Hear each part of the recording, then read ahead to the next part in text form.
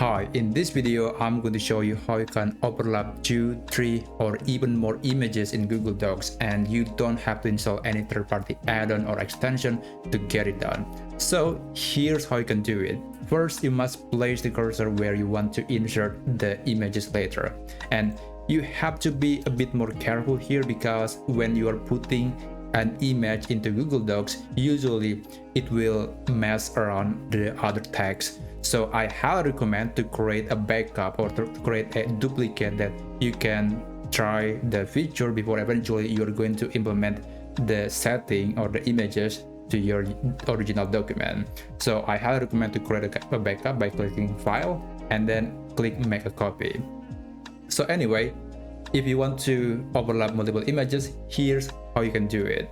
First, go to Insert, click Image, and then select the image sources that you want. In this example, I'm going to be using Google Photos. After that, I'm going to select maybe this picture and this picture, and then click Insert. Now, as I mentioned earlier, when you insert images, they will start to wreak havoc your entire document. That is why it's very important to create a backup. So these two are the images that I want to overlap one another.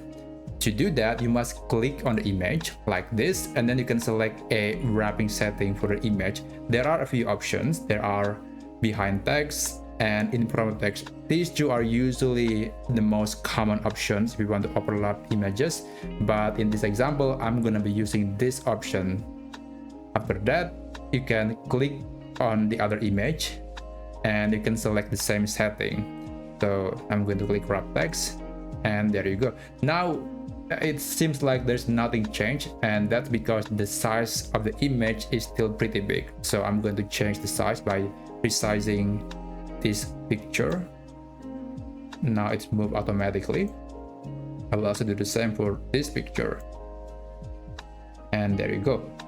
And I'm going to carefully move this image next to it, and of course I'm going to make it way bigger to show that these two images are overlapping one another.